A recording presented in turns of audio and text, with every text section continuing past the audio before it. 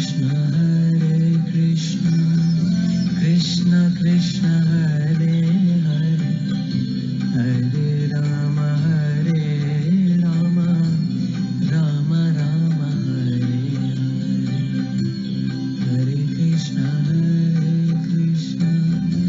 Krishna Krishna Hare Hare, Hare Rama Hare Rama, Rama Rama Hare Hare. We get started.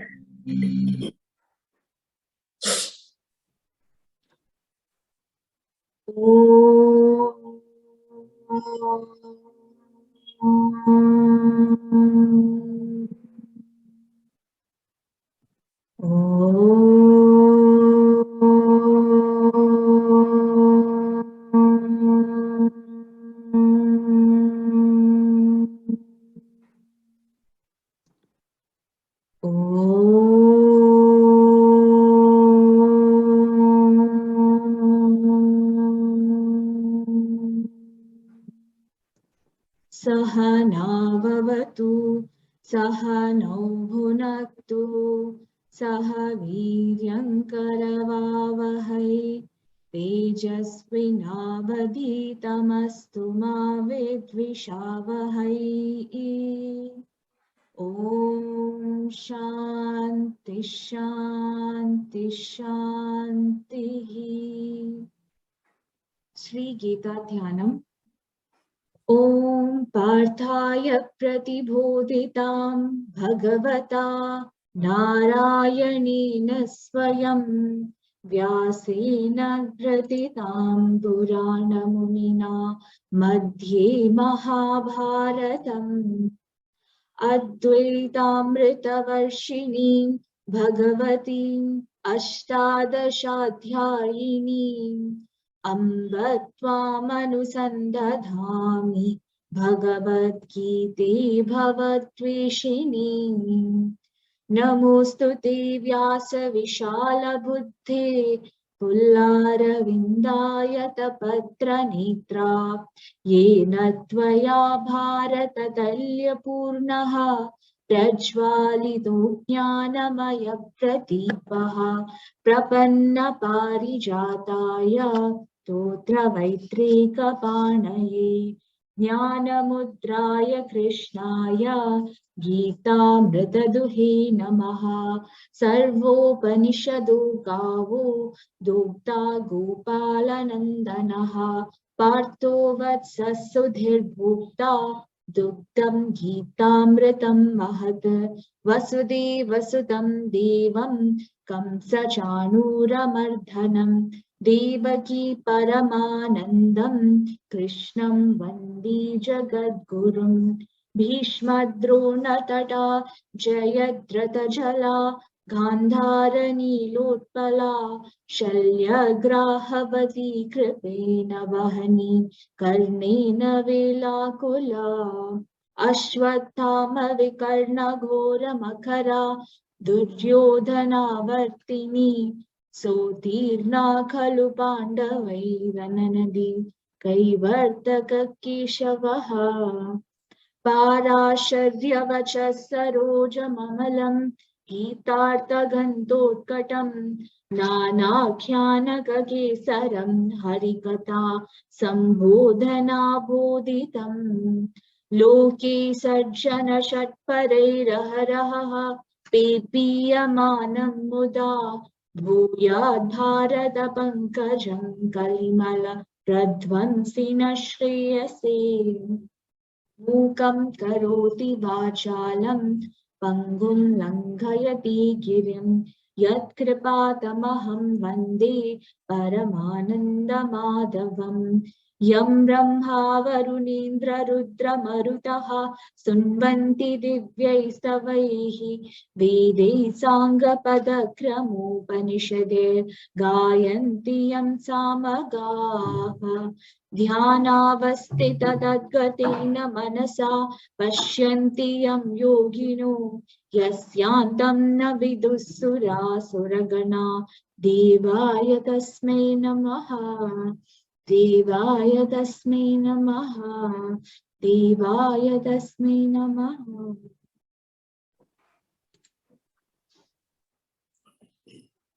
Hari Om.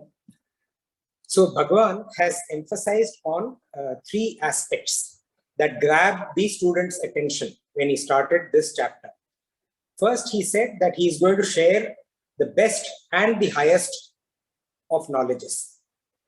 And then he said he's sharing again what he has already shared in various different forms, and now in a completely different way, once again.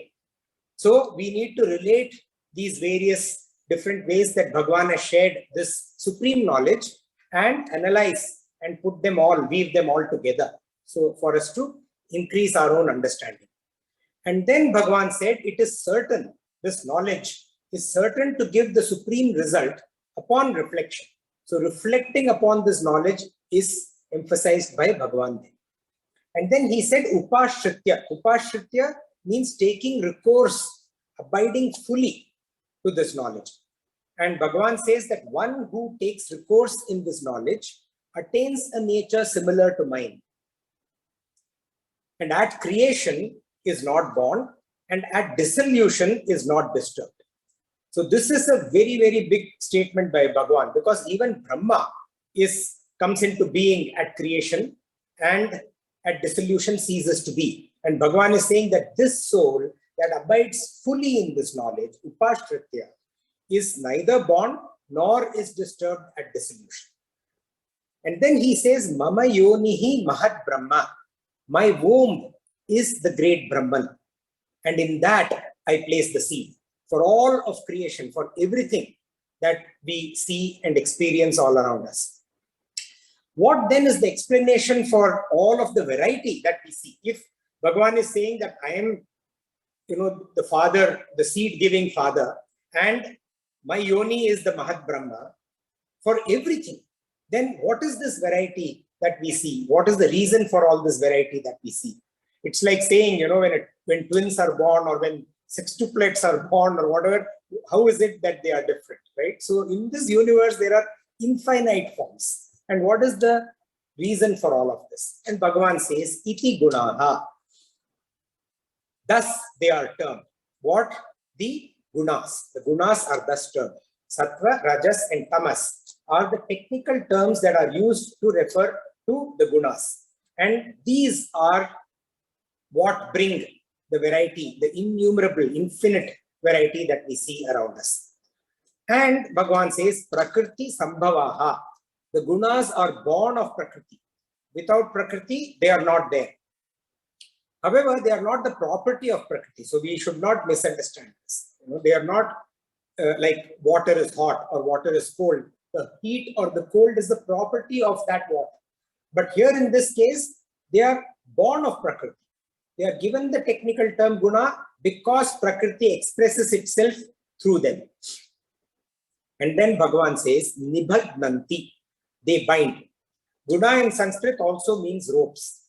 And the gunas bind the spirit, which is originally free, which is absolutely swatantra, that is bound into paratantra by the gunas. And Bhagavan says, Dehe dehinam abhyayam. So what do they bind and how do they bind? To what do they bind? They bind the jivatma to the body, mind, and intellect. The embodied self of the jivatma, which otherwise is indestructible, gets bound to the body, mind, and intellect and starts identifying with the body, mind, and intellect. This delusion is maintained in each one of us by the play of the three gunas that are there in us. Now, Bhagavan explains how this happens. All of this that he has taught us so far. Maya, see, Maya is Shakti. It is power. And it expresses as the three gunas. Thus, the three gunas emerge as power or Shakti. And they bind creation through attachment or association. Let's see how that happens. We'll go to verse 6, chapter 14. Tatra sattvam nirmalatvat. Tatra Sattvam Nirmalatva Prakashakamanāmayam Prakashakamanāmayam Sukha-sangena badnāti Sukha-sangena badnāti Jnana-sangena ca-nagha Jnana-sangena ca-nagha. Tatra sattvam nirmalatvat prakashakamanāmayam Sukha-sangena badnāti Jnana-sangena ca-nagha. Bhagavan says, "O Anagha." He addresses Arjuna as Anagha, the last word in this verse. O sinless one. And he says, Tatra, of these meaning of these gunas. Sattvam, sattva, nirmalatvat, stainless, pure. Prakashakam, luminous, shining. Anamayam, serene, at peace, peaceful. And he continues, Badnati, it binds. Sukha sangena, by association with happiness. Cha, and Jnana sangena, by association with knowledge. So Bhagavan says, O sinless one, referring to Arjuna, of these gunas, of all of these gunas is implied, sattva emerges as pure, luminous, serene. It binds by attachment to happiness and by attachment to knowledge. So sattvam, Bhagavan says, is nirmalatvat, stainless. Mala means dirt or stain, and nirmala is stainless, pure, transparent. And because of this purity, because of this transparent nature, sattva is able to convey the brilliance of the Atman. It is able to transparently pass on the brilliance of Atman or pure consciousness. So see, if a mirror is stained or if a mirror is dirty, then the reflection is not clean, it's not pure. For a mirror to reflect perfectly, purity is a must. Similarly, for us to be able to see through a glass, the glass has to be clean and pure. Otherwise, whatever is there on the other side will not be visible clearly, if it is stained or if it is not clean. Reflection and seeing through requires purity. And in a pure reflective mind and intellect, knowledge arises. And this mind and intellect is able to transmit that brilliance of the Atman, the pure consciousness, absolutely well through it, without any mala. And then Bhagavan says, Prakashakam, luminous, shining. Light removes darkness and then reveals what is hidden by darkness. We saw that, right? So earlier also. So when this darkness is removed and revelation happens, knowledge arises. Thus, Prakashakam. And then Anamayam. Amayam means disturbed. Anamayam is serene, happy, peace, healthy. Those are the terms represented by Anamayam. And Bhagavan continues, Sattvam badnati. Sattva binds. How does it bind? Sukha sangena cha jnana sangena. By attachment or association with happiness and with knowledge. So as Shakti, we said, that Maya is Shakti. The Tad Brahma that Bhagavan refers to is Shakti. The Mama Yonihi, that Mahat Brahman is Shakti. And that Shakti, when it is expressing as Sattva, the power is Jnana Shakti or Sukha Shakti. It's not temporary joy. When we say Sukha Shakti, it is not to be confused with temporary joy, but that deep serenity, that deep peace, that happiness, when we say it touches the core and it lasts forever. Not something that is coming and going. Not the Preyaha, the Shreyaha Sukha, that is there forever. And Bhagavan, like I said, addresses Arjuna as the sinless one, Anagha. See, when he's talking about Sattva, pure, peaceful, he addresses Arjuna as the sinless one. What is sin? Sin is disturbance. Sin is mala, Sin is impurity that is there in the mind. Sin is nothing but the disturbed and impure mind. And Anagha is a pure and peaceful and calm mind. And Arjuna thus is addressed as Anagha here. Continuing, Bhagavan says about Rajas. Rajo ragatmakam vidhi.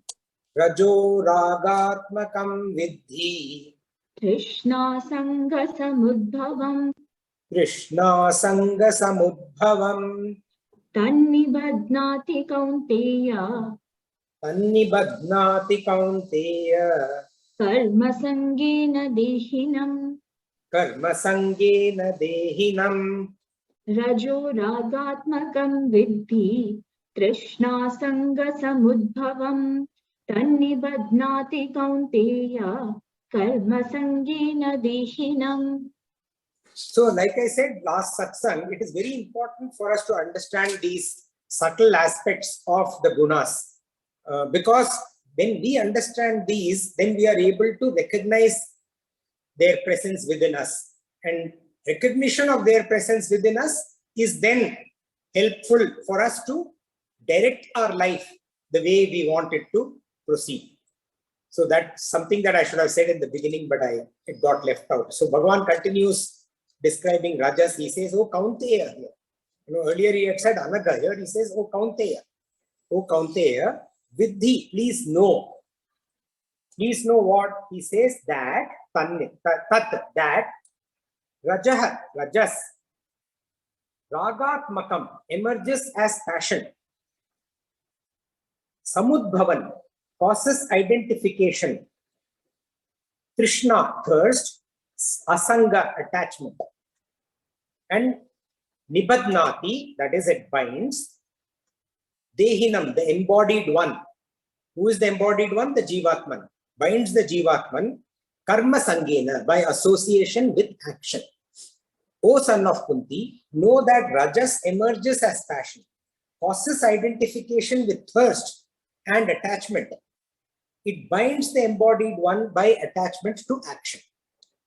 Kaunteya, O son of Kunti. So Bhagavan is very clever in referring and calling Arjuna by these names. Kunti is the one who had no desires at all.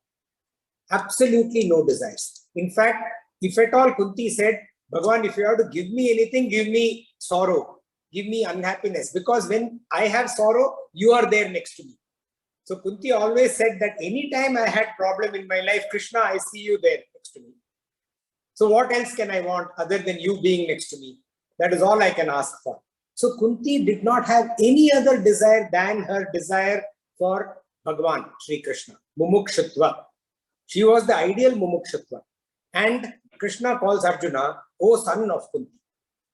And he says, Tat Vidhi. No, please know that Rajaha, Ragat Makam. It emerges as passion. Rajas is Vikshepa Shakti. Shakti or Maya as agitation, as restlessness. Vikshepa means restless. And Rajas is Vikshepa Shakti. And it is also Pravritti Shakti. Pravritti Shakti means Pravritti is action, constant action. And that Shakti as action is what Rajas emerges as. And it instills desire into a human being. And through this desire, goads, pushes the human being to take action. And Bhagavan says, by doing this, it causes identification for the Jivatman with the body, mind, and intellect. Sabudbhavam. It causes identification.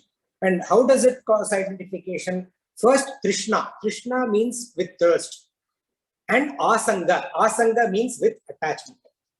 Trishna or the thirst is the hankering of the mind and intellect for things that are not yet acquired. What I don't have, I thirst for. Right? It's a common English usage also, right? I thirst for what I do not possess. So, hankering for, deeply wanting what you do not possess is thirst. Apraptasya abhilasha. Apraptasya means what I don't have, what I have not prapti, got. Abhilasha, ambition or wanting. And asanga is clinging to what has already been acquired. So I have some possession, I don't want to let it go. I need to hold on to it. Okay? Because letting it go, then I'm scared that I will lose it. Extreme attachment. Praptasya parigraha. Praptasya, what I have already acquired. Parigraha, attachment, extreme attachment to it. Passion expresses itself in a million different ways. Urges, these are urges that we feel that emerge from within us. And essentially, all these urges fall under two distinct categories. And everything else that comes out as an urge is a subcategory of these. One of them is thirst or desire, and the other is attachment. And Bhagavan says, Tanni badnati dehinam. This binds the embodied one, the Jivatman. And how does it bind? Karma sandhena. By attachment or association with action. Because there is desire and because there is attachment, because there is wanting what is not there and not letting go what is there, you are propelled into action. Human beings are propelled into action. A person goaded by desires for things that are not yet acquired and having this burden of attachment for what is already being possessed must necessarily act. And what kind of actions do we take? We earn and spend with this goal of acquiring and not letting go. We procure and we save. We procreate and we protect. And beyond all of this, while doing all of this, we continue to thirst because it's endless. You know, if I've got one, then I want more, then I want more, then I want more. If I have become a manager, I want to become a director. If I become a director, I want to become a president. If I have earned 100 rupees, I want to earn 1,000,000. If I earned 1,000,000, then I want to earn, 1 crore, and so on and so forth. Endlessly, that thirsting for more and more and more, endlessly. And all of this creates a sense of agency in the Jivatman. The idea of I am the doer. I am getting things done. Even though the goal of a spiritual pursuant of the Jivatman, the ideal of this person is to rid itself of this sense of doership. But this Rajas brings in the sense of doership. And now Bhagavan continues with Tamas. Tamastvajnanajam vidhi.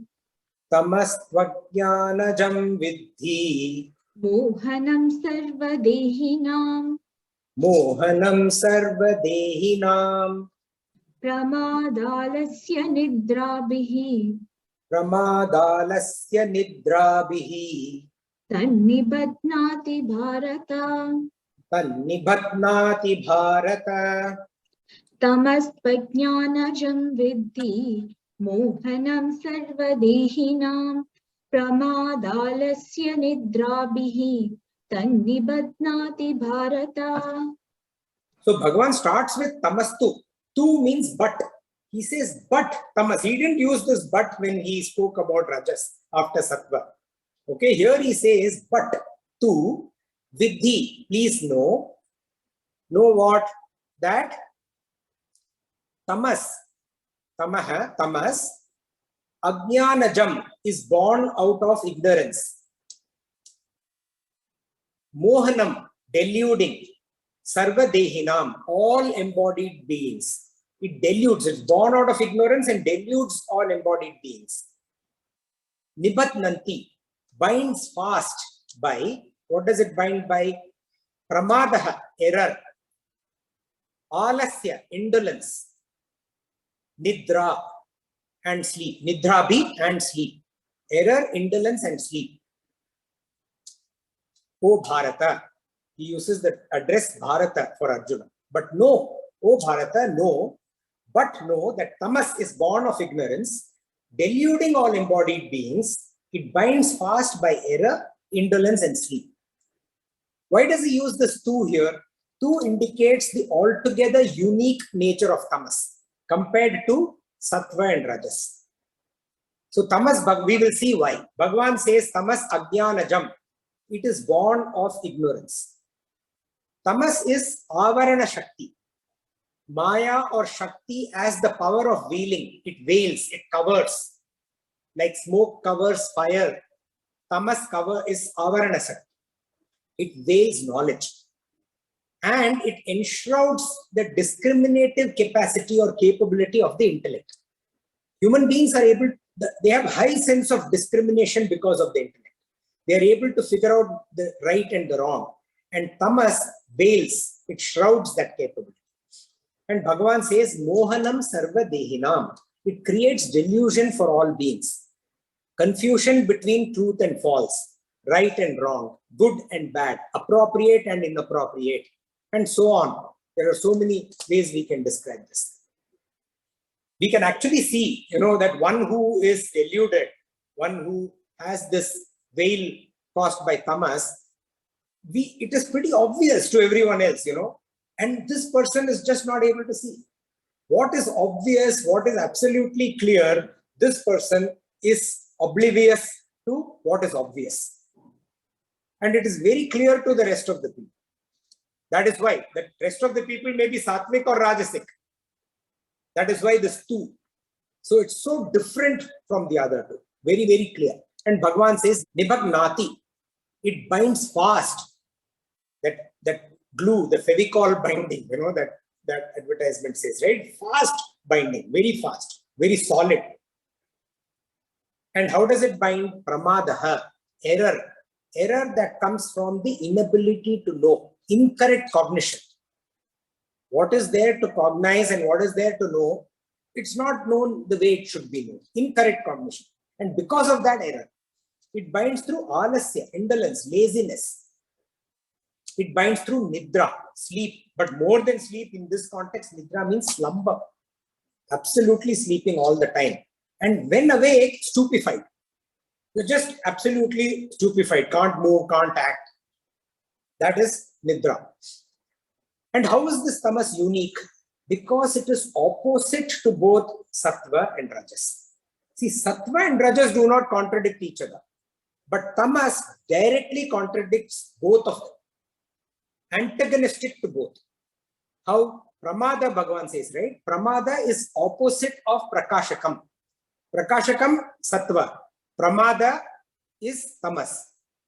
Then Bhagavan said alasya. Alasya is opposite to karma sangena. Karma sangena, rajas. Alasya, tamas.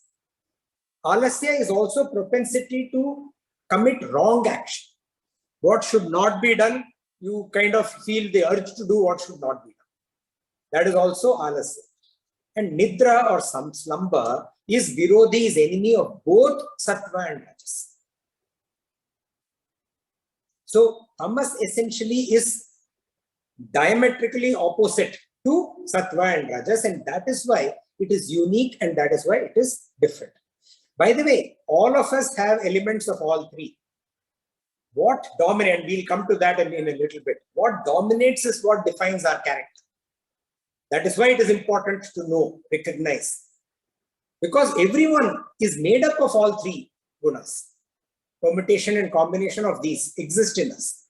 And what we allow to dominate is what will ultimately dominate. Or by nature something dominates, but if we are aware of it, we can create changes in this life of ours. So in the previous three verses, Bhagavan has pointed out the bondage that is caused by gunas through participation. In the next verse, he highlights how the gunas bind directly. And he uses the term here, Bharata. See, Bhagavan here addresses King Arjuna, thereby reminding Arjuna that it does not behove of him to abandon a king, a ruler. Bharata, the ruler, should not abandon his duties by taking recourse to inaction. Remember what happened at the beginning of Bhagavad Gita?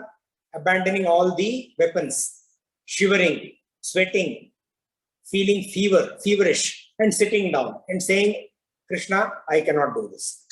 And Bhagavan is reminding here indirectly, Bharata, do not abandon your duties by becoming tamasic. And then he continues. Sattvam sukhe sanjayati. Sattvam sukhe sanjayati. Rajah karmani bharata. Rajah karmani bharata. Jnanamavritya tu tamaha. Jnanamavritya tu tamaha. Pramade sanjayatyuta. Pramade sanjayatyuta. Sattvam sukhe sanchayati rajah karmani bharata jnanam avritya tu tamaha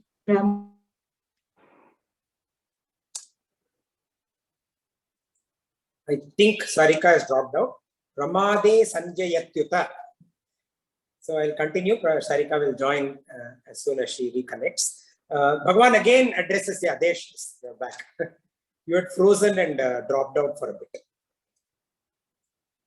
So Bhagwan again addresses Arjuna as Bharata. And he says, "O Bharata, Sattvam, Sattva, Sanjayati, attaches Sukha to happiness. Rajaha, Rajas, Karmani, to action. Uta, Uta means while.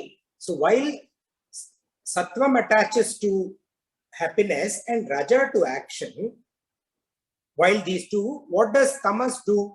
He says, Tamas, Tamaha, surely, Avritya, veiling, Jnanam, knowledge. Sanjayati, attaches, Pramade, to error.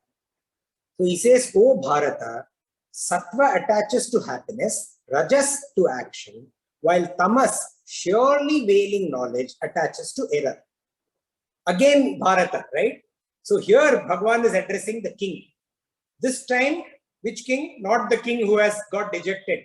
This time, the valiant Arjuna, who with single-pointed devotion has followed Bhagwan's teachings till now, asking tremendously intelligent question after question after question, helping Bhagwan guide him better and better and better. The one who is emerging out of tamas towards rajas and sattva. It is not yet clear whether Arjuna is going to be rajasic or sattvic. He is definitely out of tamas. We have seen over the course or Bhagwan's discourse of the Bhagavad Gita that he is definitely out of tamas. But where is he heading? He is going towards rajas or sattva. We will see where. So this proves that one can change one's own nature. Arjuna, how he changes. Originally, he is very rajasic, by the way. From rajasic, he became tamasic when he saw his relatives. And he felt that, oh my God, I have to kill them. And then slowly through Bhagwan's teachings, he is emerged completely out of that tamas. And Bhagwan says, Sanjayati. Sanjayati means to stick, to adhere to, attach, get attached to. Bhagwan says, Sattva directly binds to happiness and peace. Rajas directly binds to restlessness and action. And tamas veils knowledge and directly binds to error. Gurudev Swami Chinmayanandaji said, all three bind like chains. All of them. Sattva like a golden chain, Rajas like a silver chain, tamas like an iron chain and iron coat. What a beautiful expression by Gurudev Swami Chinmayananda. All of them bind. Sattva like a golden chain, silver chain, Rajas, and tamas like an iron chain. Golden chain is an ornament, right? Silver chain is also an ornament, but not that. Iron chain, no, it will rust and it will hurt us, right? There is also this song called Chains by the Beatles. It's a nice little, I love this song. It's about being bound by the chains of love. It goes something like this. It says, chains, my baby's got me locked up in chains, and ain't the kind that you can see. Oh, these chains of love got a hold on me, yeah. Chains, well, I can't break away from these chains. Can't run around, 'cause I'm not free. Oh, these chains of love won't let me be. Yeah, what a song. Huh? So Beatles are talking about this. By the way, this song is not written by the Beatles. I don't know who wrote this, but like so many of their songs, this is not written by them. They just sung it. But look at this song. He says, my baby's got me locked up in chains. Here, Guna's got me locked up in chains. They ain't the kind that you can see. So true with Gunas. It's not something that you can see. I can't break away from these chains. I'm bound by them. I can't run around. I'm not free. And then it says, these chains of love won't let me be. The chains of the gunas, they won't let the self, the Jivatman, be. Jivatman essentially is absolutely independent, Swatantra. These chains bind the Jivatman, make it identify with gunas, don't let it be independent. Don't let it be free. So beautiful corollary between this Beatles song and the gunas. In Vedanta, bondage is referred to as Anatmani Atma Adhyasaha. So Anatmani Atma Adhyasaha. Adhyasaha means superimposition. So superimposition of the self on the not self. Atma on the Anatma. Considering what is not to be. What is not, we consider it to be. That is bondage. What is not real is real. That is bondage. Actually, it is not real, but we consider it to be. Considering the self to be the not self is bondage. And it happens to us all the time. See, when I say I am at peace, what has happened? I did meditation for 1 hour and I am at peace. I have superimposed the self, this Atman, on peace. What is peace? Peace is nothing but my thought. So I've superimposed the self on the thought.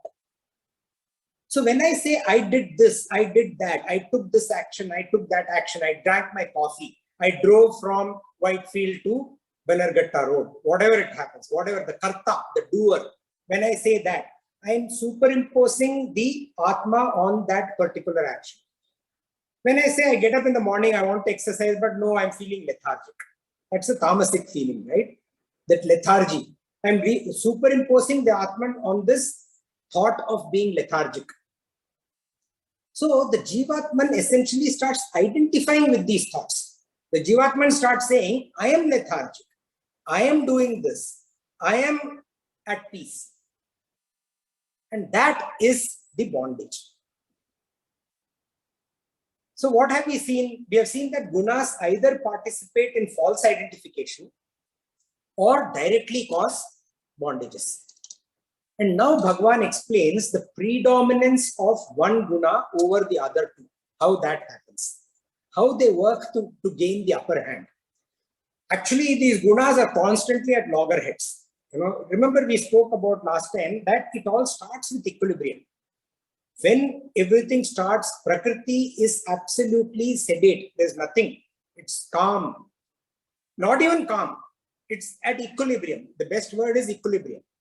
And then when the seed gets planted, it gets the desire to act, to multiply. And that starts into motion everything.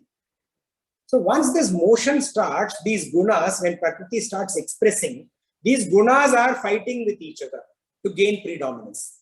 One has to emerge on top of the other two. And the mind intellect is termed either sattva or rajasic, sattvic or rajasic or tamasic, depending on which guna has won this battle, depending on which guna dominates.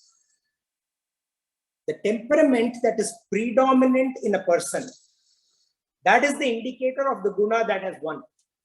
That has, or one who has molded oneself into that guna. Sattva ascends in people who are given to happiness, to peace. Again, happiness, that deep happiness, everlasting happiness. So people who seek that, automatically those people you will find them going to meditate, because that meditation gives that longer lasting peace and happiness in them, right? So that's what they are seeking. Rajas dominates the one that is given to physical and intellectual pleasures. So I want to have my next coffee. I want to go into a debate and participate on whether Modi is better or Rahul Gandhi is a joker. Okay. That intellectual, Rajas dominates in them. And not only that, Rajas dominates in those who are ever active, want to do something, all sorts of enterprise. Let me do this, let me do that.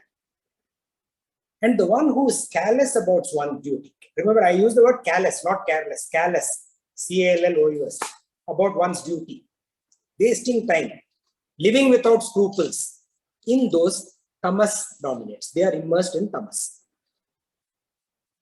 So let us see Bhagavan how he explains these. In verse 10. Rajas tamascha vibhuya Rajas tamascha vibhuya Sattvam bhavati bharata Sattvam bhavati bharata Rajasattvam tamaschaiva Rajasattvam tamaschaiva Tamasattvam rajastata Tamasattvam rajastatha Rajastamascha vibhuya Sattvam bhavati bharata Rajasattvam tamaschaiva Tamasattvam rajastata. So Bhagavan very nicely explains the dominance of one guna over the other. So in this verse, the letter word by word translation, only what we require to translate is the first one, abhibhuya, having overpowered. So Bhagavan is saying one having overpowered the other. Bhavati arises. One having overpowered the other arises. And there are only two other words which are iva, even, and tatha also. Everything else Bhagavan is using sattva, rajas or tamas in various permutation combinations. So what does he say? He says sattva arises or prevails, having overpowered rajas and tamas. Rajas arises, even rajas arises, having overpowered sattva and tamas. And tamas also arises, having overpowered sattva and rajas. And again Bhagavan says, O Bharata, the influence of the respective guna happens when it dominates the other two. So when one guna is dominating the other, so all three gunas are there in us, but the personality and the expression happens through the one which dominates. Thus, Prakriti is always in motion, ceaselessly. Once it is set off that equilibrium state, it is always in motion. And its expressions are continuously, forever, at loggerheads with each other. See, if one is sad, can this person remain sad always, forever? Obviously not. With the passage of time, the sadness, the feeling of being sad, it goes away. So there is this interesting anecdote, which is a real anecdote, by the way. In Swami Shivananda's ashram, in the early days, there was constant bickering between the students. And obviously, Swami, everything, that when there is bickering, argument and everything going on, there are these students, hundreds of students. And like we said, Sattva, Rajas, Tamas are continuously at loggerheads. These students were at loggerheads oftentimes. They are still learning, right? They are students, like in a classroom. And it used to bubble up to Swamiji. He was the head of the ashram. So every now and then it will bubble up to him as a complaint. So Swamiji thought about this and then he put a simple rule in place. And he said that anyone who has a complaint, no need to come running to me. There is a complaint book that has been kept in the office. Please write down your complaint. So every complaint has to be written down. That is the first part of the rule. The second part of the rule is that, this is the beauty, the twist. He said that you cannot write down when you feel there is a complaint. Go to sleep at night, get up in the morning, come back the next day and write your complaint. Now what happened? Literally the complaints came to almost close to zero. Only that which remained, because typically these students are all learning Vedanta, right? They are all learning Bhagavad Gita, Vedanta, Upanishads. They are in the spiritual path. So when they sleep over it, that Rajasic tendency or the Tamasic tendency, that gets replaced by the Sattvic tendency, which is more oriented towards calm and peace, and the complaint goes away. So in a very beautiful, easy way, recognizing this gunas clashing with each other, Swami Shivananda solved these problems of the students getting at loggerhead themselves. Then what happened over a period of time? The aspect of students squabbling itself went down and reduced. Gurudev Swami Chinmayananda ji said, an alert, note these words, an alert, vigilant self is itself sattvic. So being alert to one's own dispositions, being vigilant to one's own dispositions is itself a sattvic tendency. And not only being vigilant and alert to one's own dispositions, but being alert and vigilant to others' dispositions is also important to lead a balanced life. Like, do we not often hear at work, how is the boss's mood today? Has he fought with his wife? Or is he in a good mood? Is the company doing well? So I'll go into his room if he's, depending on how his, in fact, once upon a time, I remember this, one of my colleagues used to do Reiki before entering my office. And she confided in me one day, every time before I enter into your office, I sit down outside for 10 minutes, I do Reiki and then enter. I said, "Whoa, that's good credit for me. Thank you very much for that praise, quote unquote." So, you knowing the disposition of the other person is also very, very important. See, sympathy to oneself and empathy towards others, that helps us handle not only how we want to be understood, but also how we understand the other. In fact, Stephen Covey said, first seek to understand, then to be understood. That's a beautiful, I think it's the 5th habit of the 7 habits of highly effective people. Beautiful book. If somebody has not read, you must read it. Let's first seek to understand, then to be understood. So sympathy to oneself by knowing one's own indisposition, one's own gunas, the permutation combination, what dominates, and also knowing the permutation combination of people you deal with, you interact with, and what dominates in them, helps us to understand and to be understood.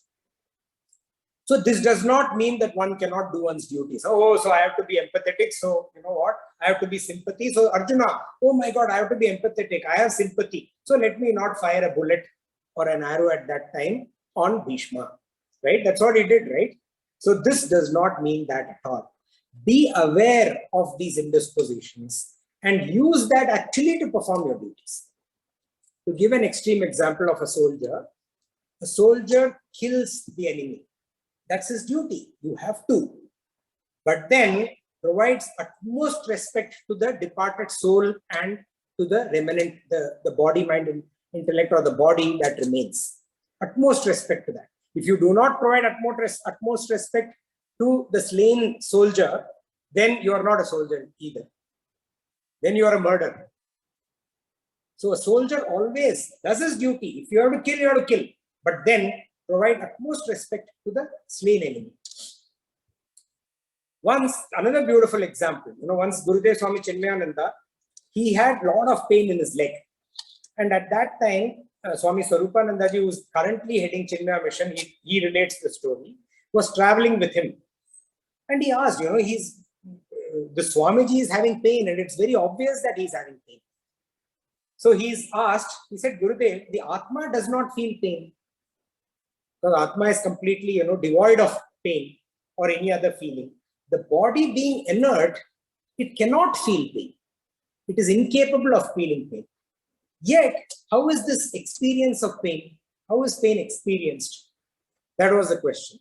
See, typically, what would people launch into? They will get into a scientific explanation or an emotional explanation. Scientific explanation, this is the tissue, this is how it works. The nervous system, this is how it works. The nervous system, the nerves carry the pain into the brain. In the brain, this is how, that's what you will launch. Or if emotional, you'll say, I'm feeling pain, some emotional reaction will come. Swami Chinmayananda ji said, it is because of our attachment.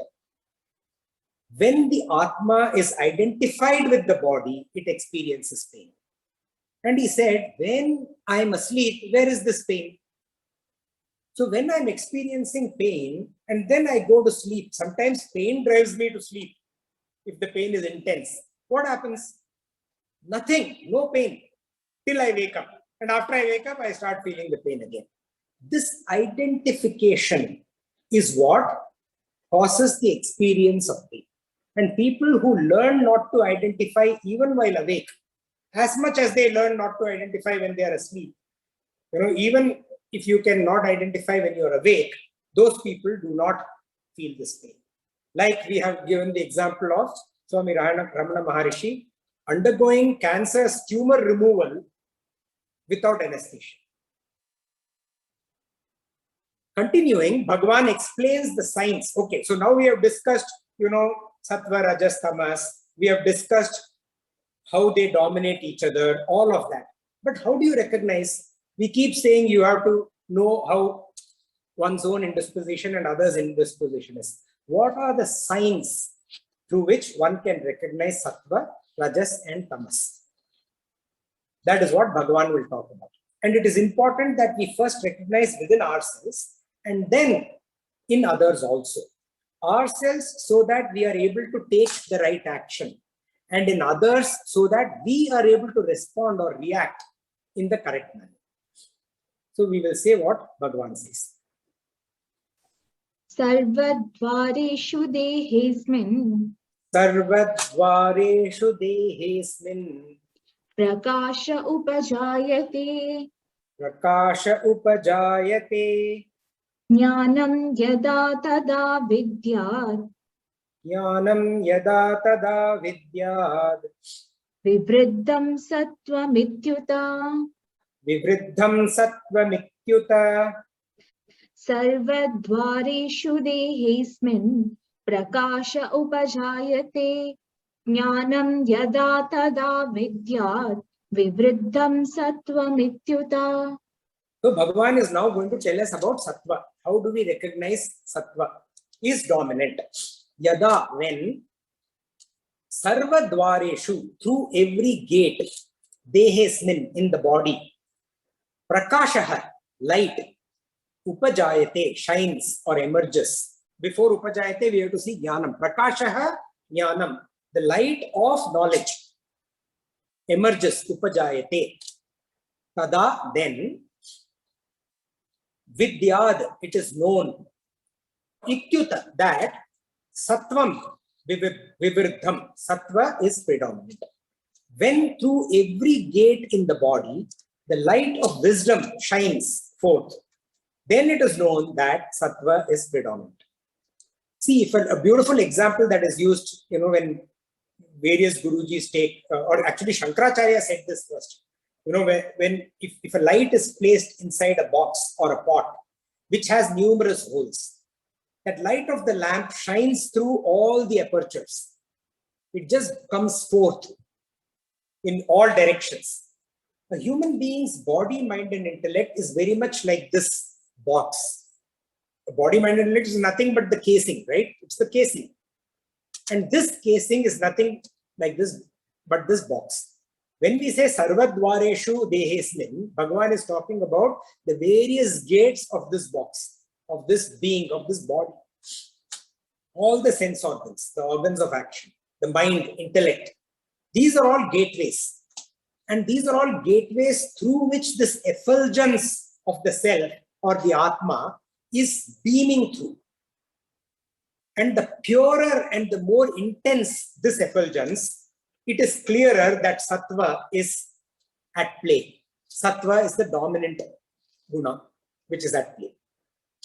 Like we see, it is depicted, the halo around behind Swami, these accomplished Swamijis, you put that halo.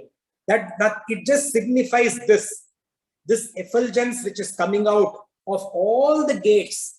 It's not as if there is a sun behind the head of that Swamiji. That person is glowing through this effulgence. Such a person is sharp in reaction through the senses. Person is alert in response. When your senses, it is reception, not reaction. In receiving, one is sharp. In responding, one is alert. In action, one is precise. And overall, the person is exuding excellence. Remember, Bhagavan said in chapter 3, Samachara. What was that? I'm forgetting. Tasmad asakta satatam karya karma samachara. So Bhagavan says, Samachara, excellence. Be asakta satatam. Tasmad asakta satatam. Therefore, be asaktaha, not attached to. Always satatam. Karyam karma samachara. Do your prescribed duties with excellence. That excellence exudes in this person. All senses and faculties are functioning pleasantly at their very best. And that is how excellence exudes. These are the signs of predominance of sattva, as Bhagavan says. Light, knowledge, wisdom, serenity, these are the signs of predominance of sattva. And Bhagavan says vivriddham. Vriddham means grown. Vivriddham means visheshena vriddham. Special vriddham. Fully grown, fully blossomed, completely blossomed. That aspect maturing in that person. Fully mature, towering over everything else. Vivriddham. So when one guna towers over the other two, it is vivriddha. That is how we have to understand this. And Bhagavan now gives 5 signs of rajas. Let's see what they are. Lobha pravritirarambha. Lobha pravritirarambha. Karmanam shamaspruha. Karmanam shamaspruha. Rajasyetani jayante. Rajasyetani jayante. Vivriddhi bharatarshabha. Vivriddhe bharatarshabha. Lobha pravritirarambha. Karmanam shamaspruha. Rajasyetani jayante. Vivriddhi bharatarshabha. So Bhagavan says lobha. Lobha is greed. Pravrittihi. Pravrittihi is continuous activity, ceaseless activity. Arambha karmanam. Arambha, commencing, starting. Karmanam, actions. Ashamaha, restlessness. Spriha, longing. So these are the 5. Etani, these. Jayante, arise. Rajasi, when rajas. Vivriddha is predominant. Bharatarshabha, O best of Bharatas. So greed, continuous activity, commencing of actions, restlessness, longing. These arise when rajas is predominant, O best of Bharatas, Bharatarshabha. So now Bhagavan has moved from Bharata to Bharatarshabha. Essentially, Bhagavan is motivating Arjuna to perform his duty. See, he's teaching Bhagavad Gita, by the way. But what is he doing? What is the goal? He is motivating Arjuna to get up and fight. He keeps saying that throughout the Bhagavad Gita. Get up, Arjuna. Do your duty. Fight. So he's essentially, that's what he's doing, even as he is giving knowledge. So while teaching about the gunas, he has addressed Arjuna so appropriately. And a smart student like Arjuna gets it, right? Depending on which guna he is talking about. So for Anagha, sinless, that was for Sattva. Kaunteya for Rajas. And then he used various Bharatas in different connotations. And here he says Bharatarshabha, calling Arjuna the best of the entire clan. So 3 or 4 times he called him Bharata. Now he says, you are the best among all of these Bharatas. The best. So he is putting Arjuna in a pedestal. And why is he doing that? He says, Arjuna, take the best possible action, samachara. Not action that is, influenced by rajas. Whatever is best, whatever is your duty, do it to your utmost best, O Bharatarshabha. And he says, Lobaha. Lobaha is greed, endless wanting, inexhaustible desire. That exceeds, that is one beyond what we have already obtained. So, is got satisfied, happy? Okay, want more. It is like that story, I think I related this earlier also. So we are running out of time. There was this actual story, by the way. There's this Swamiji who's come. You do these, what is it called when you give food to Swamijis, right? There is a bhiksha, right? You do bhiksha. So there was this Swamiji, he came, and even before he came, one of his disciples called and said, what is the menu? And then he said, Swamiji loves jalebi. Okay. By the way, jalebi was not there. When Swamiji came, he checked again. So his jalebi, then somebody ran down and got jalebi from somewhere. Okay. And then Swami had a fantastic meal, rounded it off with gulab jamun, which was made, and then the jalebi, which he liked. So first the meal, then the gulab jamun, then that is done, satisfied, tripti, okay. But there is thirst for more. So you want jalebi. And after all of that and the loud belch, he said, do we have some nice, pure South Indian decoction coffee? Now, this Swamiji, after all of this, he was actually, normally the food part happens after the lecture. But Swamiji came late, so the food happened before the lecture. So after all this and the jalebi, gulab jamun and the coffee, where is the lecture? What is going to be taught after all of that? See, this thirst, this unending want. So one step has been satisfied, but now, no, I want something else. That is lobha. Not getting inexhaustible greed. That is lobha.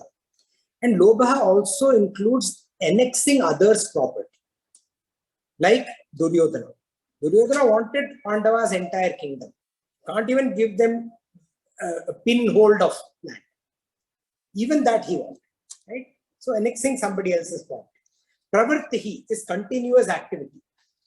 Activity that is undertaken with the intention to fulfill or satisfy egocentric intentions. And because it is egocentric, it is selfish. So the selfish and egocentric desire, that is pravritti, to satisfy them. Arambha karmanam, undertakings that require tremendous energy, resource. You have to put in a lot of money, lot of people, lot of energy. And also taking up work that is not necessarily or out of proportion. Oftentimes, when the boss gives target, so you have this month, this quarter's target is $1 million. And you'll be like, are you crazy? $1 million, you just set a high target, right? So you in term, you aim to land in the stars, you land in the moon. So out of proportion, you want to land in the moon? No, not aiming to land in the moon, aim to land in the stars. That is Arambha Karmanam is propelled by that kind of Ashamaha, restlessness, a sense of unrest where the person fails to have quietude.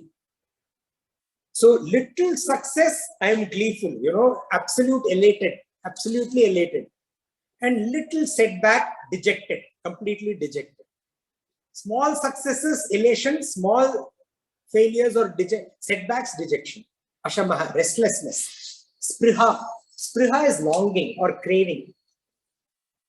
And these, Bhagavan says, are the signs that indicate the predominance of Rajas. Under the influence of these signs, the individual wants endlessly. And because the individual wants endlessly, becomes restless. And then it all expresses in infinite plans, exhausting actions that exhaust you. Every day in the evening, you're done completely. There's no energy left. Deep desires, painful longings, longings which actually give worry, that kind of longings, which are painful. And now Bhagavan gives 4 signs of tamas.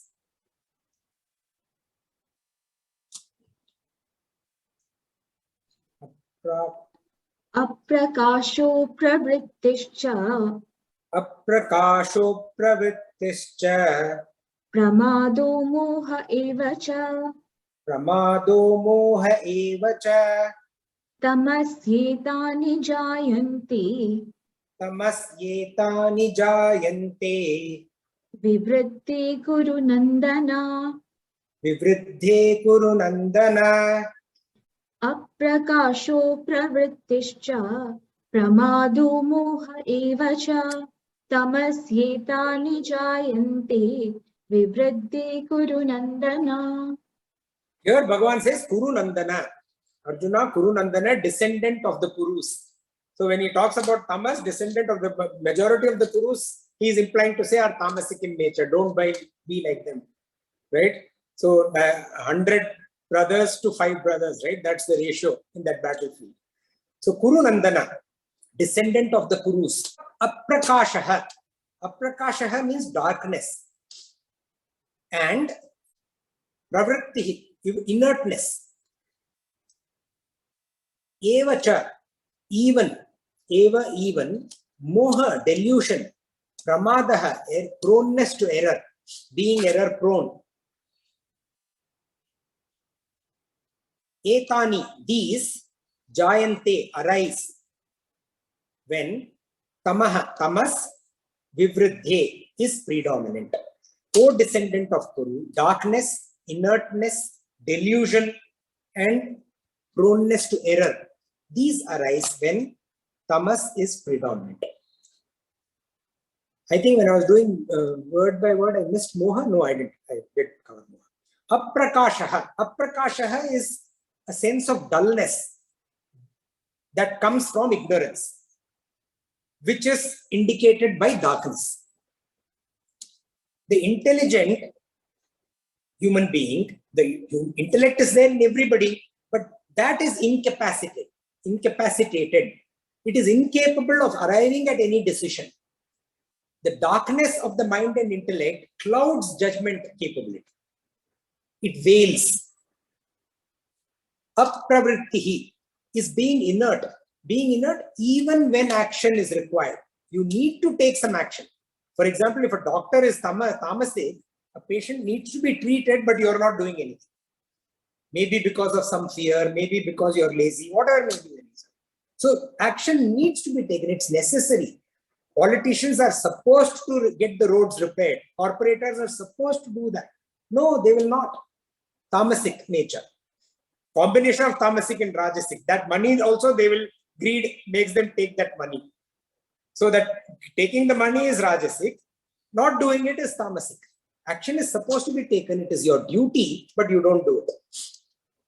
The tendency to escape all responsibilities. Incapable of taking up any endeavor. Lack of enthusiasm. These are indicated by apravrittihi. Pramadaha. Pramadaha is being prone to errors. Incapable of responding to the good or even the bad. See, there is good within, there is bad within. Responding, not even being able to respond to the bad. Forget about responding to the good. Incapability to respond to anything that is within. That is pramadaha. And because of that, there is lack of effectiveness and efficiency. See, doing the right thing.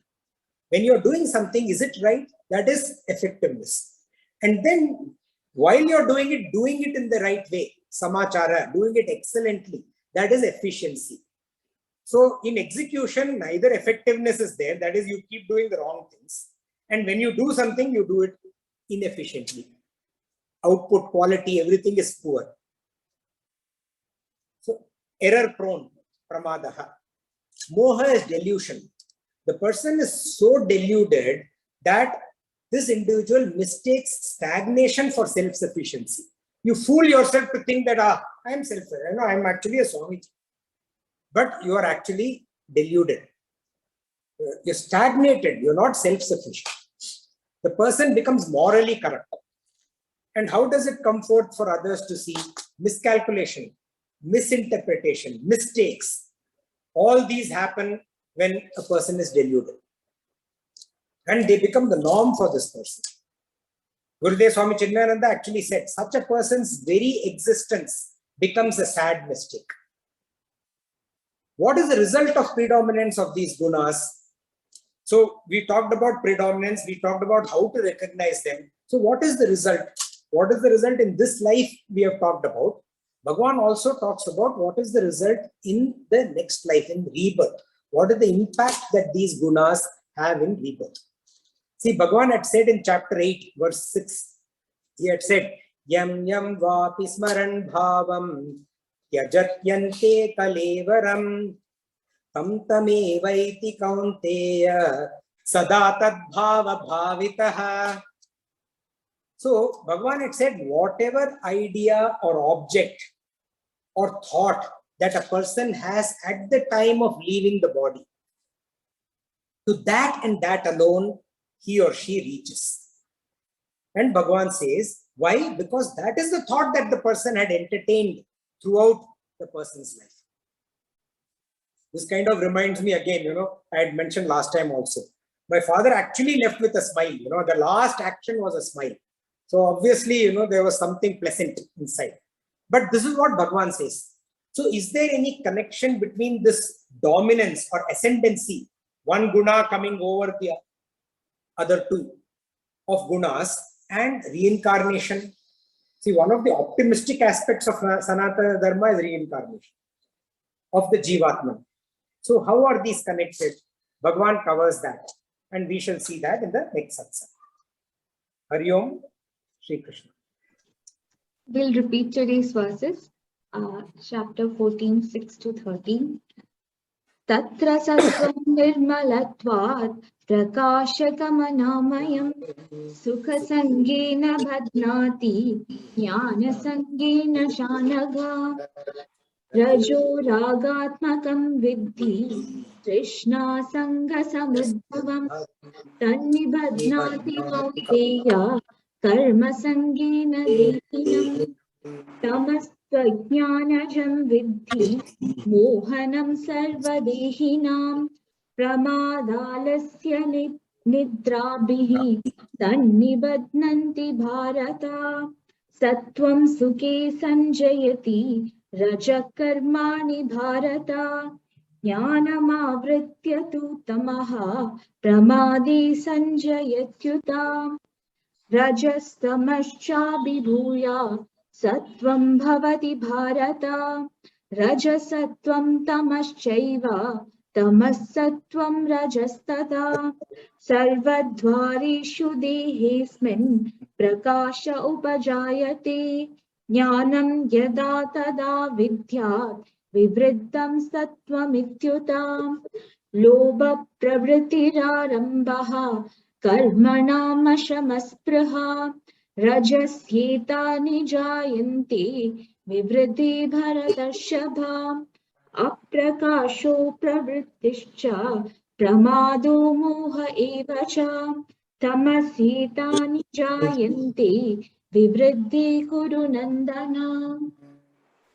Om asato ma sadgamaya tamaso ma jyotirgamaya Mrityorma amritam gamaya Om Purnamada Purnamidam Purnat Purnamudachyate Purnasya Purnamadaya Purnameva Vashishyate Om Shanti Shanti Shanti Harihi Om Shri Gurubhyo Namaha Harihi Om.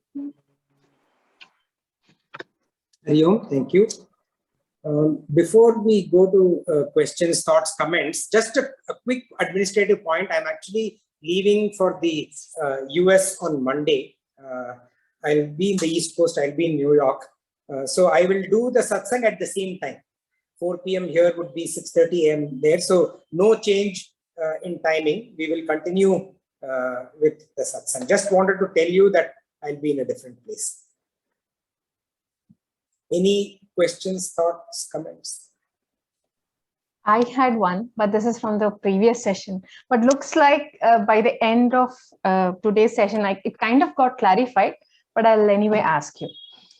So the question is, if a child is born with a certain qualities of tamasic or rajasic gunas, it is actually based on its previous karma. Now, how is this possible to change in the current life after the child is born? And is it even possible? Won't these be the inherent qualities of this child or the person? I'm happy to see that you have written down that question. So, okay. So, see, we've discussed karma earlier, right? And you're right. Some of it we saw today. Bhagavan explained how it is possible. Being aware of one's own indispositions, that is the first way to take action on that.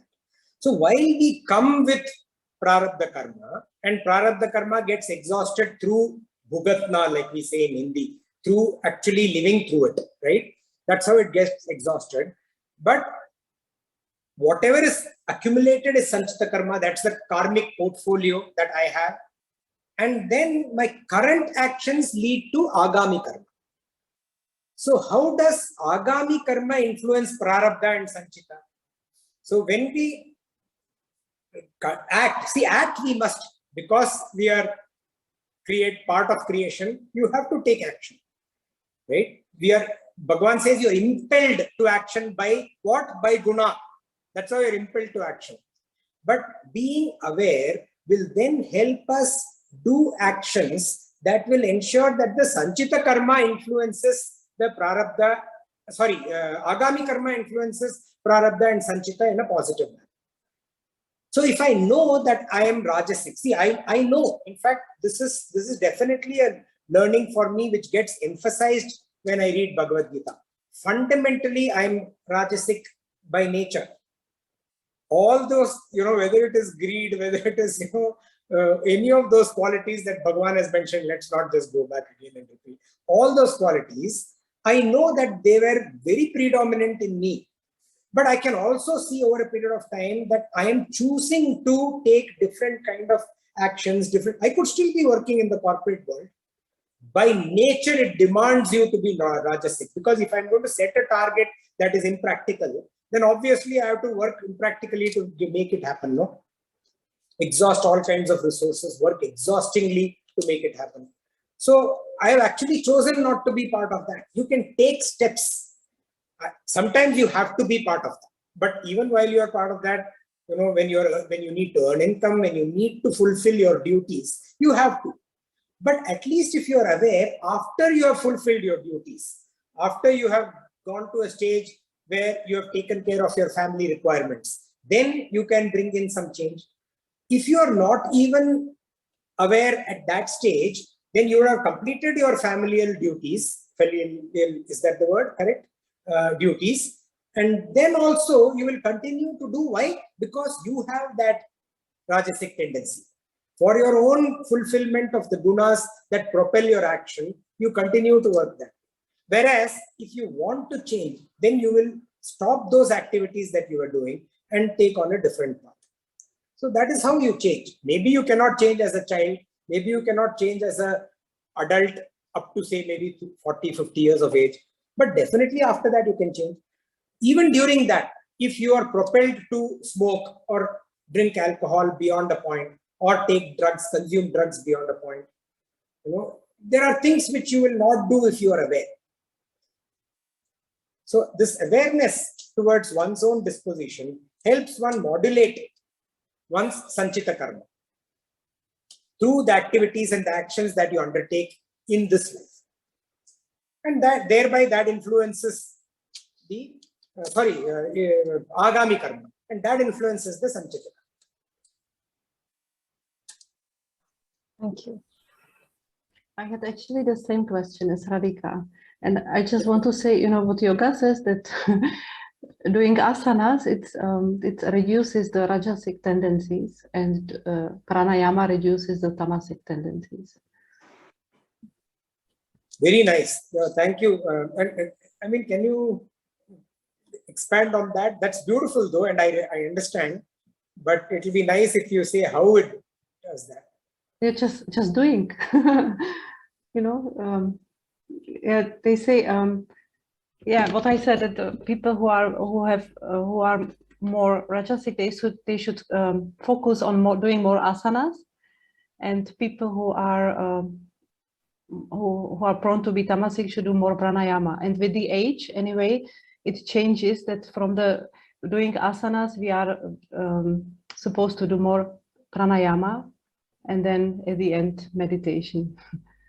So I think that's beautiful. I'm just thinking as you were speaking, see, rajasic people are prone to action, and Ashtanga yoga or any other kind of yoga, that is action, that is activity, which then when you do that, some energy is expended, and we have only so much of energy. So when that energy is expended and it's a positive expense of that energy, it influences the remaining hours during the day in a much better manner.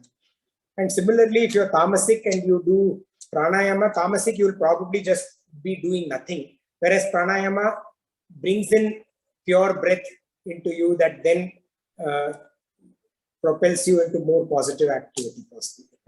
That makes a lot of sense. we just have to do it. Any other thought, comment, questions?